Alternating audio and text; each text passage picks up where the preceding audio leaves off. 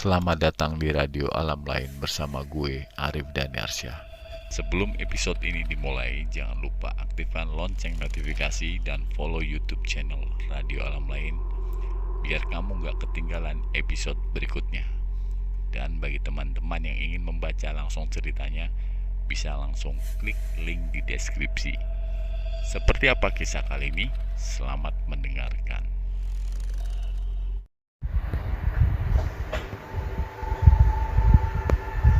Maaf ya, gue izin pulang duluan bro. Ucapku sambil membereskan jaket dan peralatan kerjaku.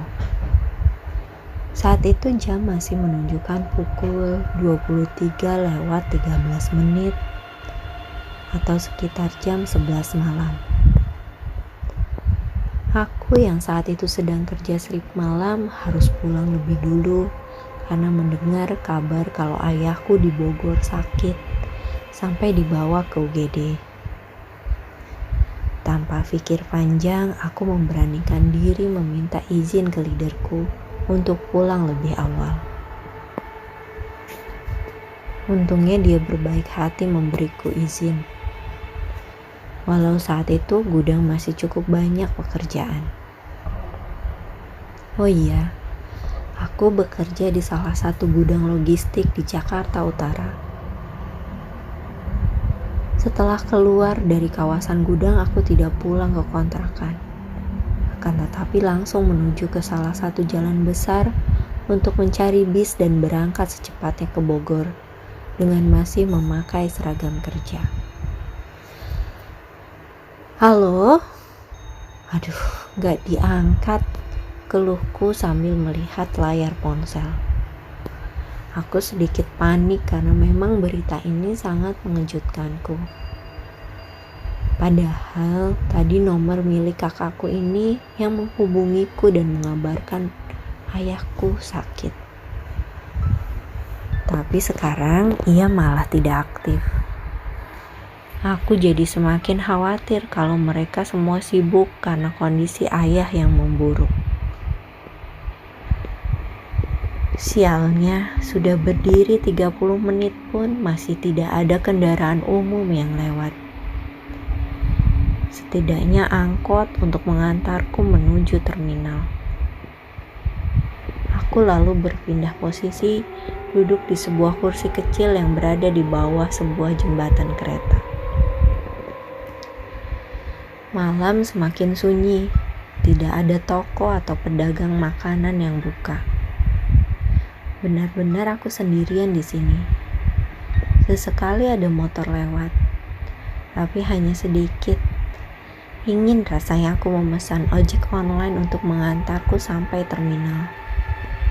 Tapi entah kenapa hatiku berkata tidak. Alhasil aku tetap diam di sini menunggu kendaraan umum. Wajahku mulai cemas. Sesekali kata-kata kasar keluar dari mulutku. Aku cek ponsel, masih belum ada kabar dari keluargaku di Bogor. Malam mulai terasa dingin. Aku memakai jaketku, sekali aku merinding, tapi aku tak terlalu memikirkannya. Tak lama kemudian, sorot lampu kendaraan terlihat dari kejauhan. Tampak sebuah bis besar lewat. Aku berdiri dan mendekat ke jalan raya. Aku mencoba memberhentikannya dengan cara melambaikan tangan. Tapi sang kondektur malah membalas lambaianku dengan gestur menolak. Karena tampaknya bis itu sudah tidak mengangkut penumpang lagi. Aku menghela nafas, semakin lesu dan kebingungan. Aku berbalik badan, tiba-tiba sebuah klakson berbunyi dari jalan raya. Aku menoleh. Sebuah minibus sudah berhenti di pinggir jalan, seolah menungguku untuk naik. Namun anehnya bis itu tidak memiliki sorot lampu depan. Warna bisnya putih polos, tanpa motif ataupun logo. Aku mendekat dan pintu depan terbuka. "Pak," "Kemana ya?" tanyaku. Dengan nada datar, sang supir menjawab, "Ke Bogor." Karena sangat kebetulan, aku anggap ini sebagai anugerah. Di tempat sepi ini, aku mendapat bis dengan tujuan yang persis dengan tujuanku. Tanpa pikir panjang, aku langsung naik. Sesampainya di dalam bis, ternyata di dalam cukup ramai dan penuh. Aneh, aku kira bis ini sepi. Hanya ada satu kursi kosong di tengah. Aku duduk di sana dan langsung bersandar. Di sampingku seorang perempuan duduk sambil melihat keluar jendela. Tampaknya dia tertidur. Sementara penumpang lainnya duduk manis, diam tak bersuara.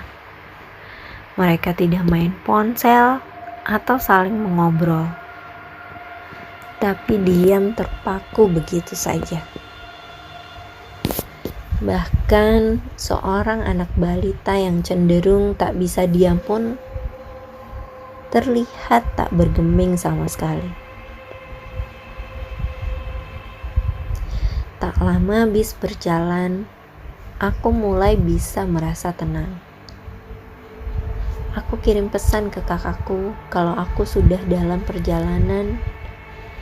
Masih belum ada kabar darinya.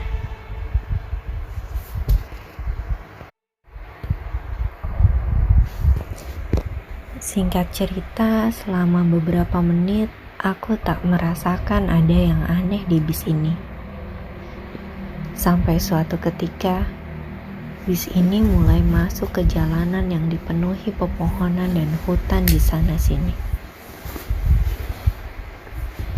Sebuah jalan yang asing bagiku selama perjalanan dari Jakarta ke Bogor. Apalagi bis ini tidak mengambil jalan tol.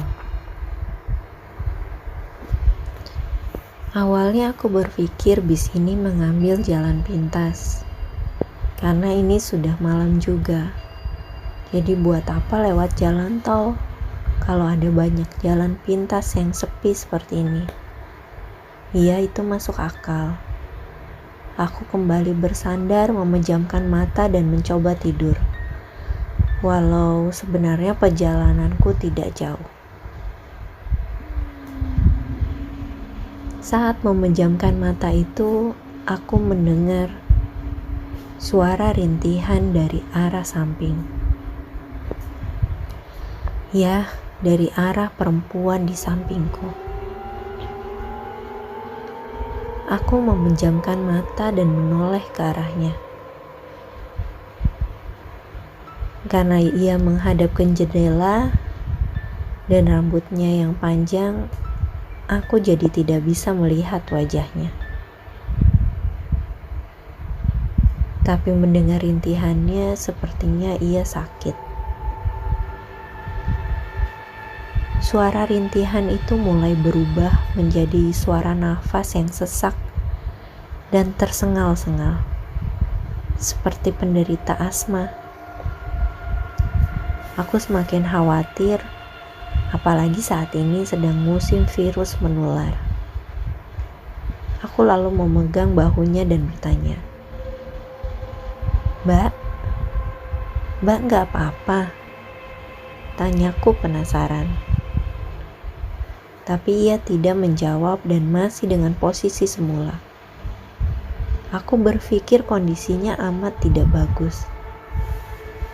"Maaf ya Mbak." Aku berinisiatif untuk melihat wajahnya. Aku menyingkirkan rambut-rambut yang menutupi wajahnya itu.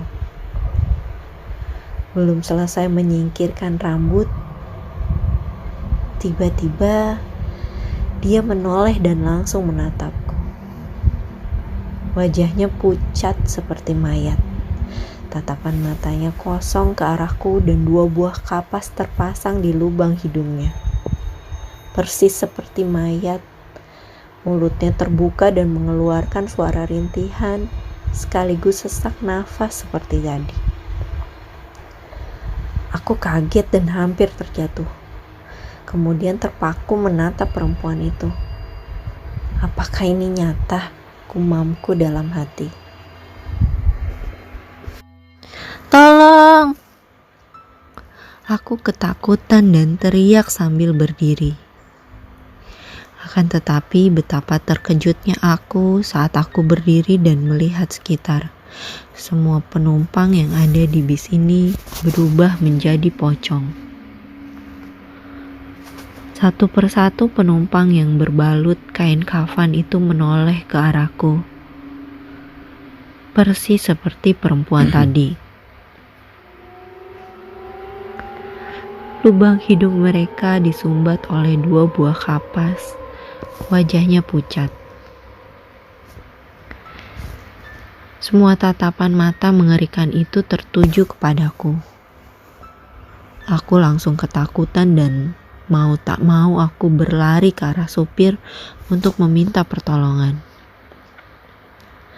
Sesampainya di depan, sang supir masih fokus menyetir.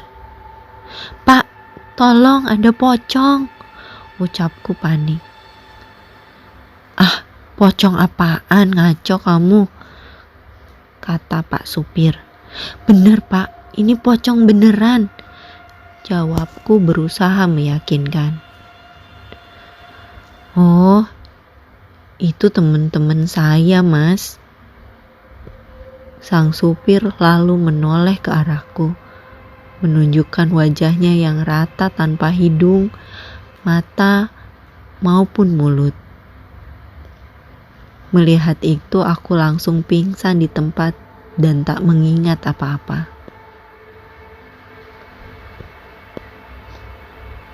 Keesokan paginya aku terbangun di pinggir jalan raya. Sekelilingku penuh dengan sawah-sawah. Entah di mana aku berada. Saat itu jam menunjukkan pukul 6:10. Aku berdiri, wajahku pucat dan badanku lemas. Tak ada siapa-siapa di sekitarku. Aku membuka ponsel dan menelpon kakakku untuk memastikan keadaan ayah. Masa bodoh dengan kejadian semalam, yang penting adalah ayahku. "Halo? Teteh? Gimana Bapak?" tanyaku saat menelpon dan sudah tersambung. Bapak baik-baik saja kok," jawab kakakku. "Loh, katanya semalam telepon. Bapak sakit dibawa ke UGD," tanyaku. Kakakku malah semakin bingung. Siapa yang telepon kamu?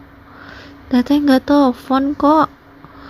Lagi juga Bapak baik-baik aja.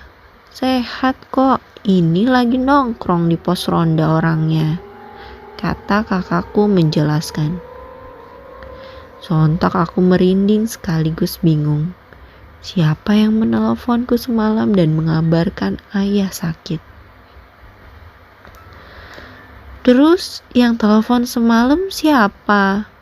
Yang bilang ayah sakit. Suaranya itu persis suara Teteh loh. Nomornya juga nomor Teteh, balasku. Ih, gak tahu. Teteh gak telepon pokoknya, tegasnya. Setelah itu telepon aku matikan. Aku lemas dan tak tahu harus bagaimana. Aku berjalan mengikuti jalan raya sampai akhirnya bertemu sebuah warung kopi. Aku duduk di sana menunggu bis lagi. Jujur saja aku masih merasa syok setelah rentetan kejadian ganjil yang menimpaku. Tak lama aku mendengar seorang bicara dari dalam warung. Anehnya mereka bicara dengan bahasa Jawa. Lantas aku bingung dan segera masuk ke warung. Karena aku juga belum tahu di mana aku berada. Permisi, ini di daerah mana ya? Tanyaku sambil masuk ke dalam warung. Salah satu warga lokal di sana kemudian menjawab, "Oh, ini sudah masuk daerah Ngawi, Mas."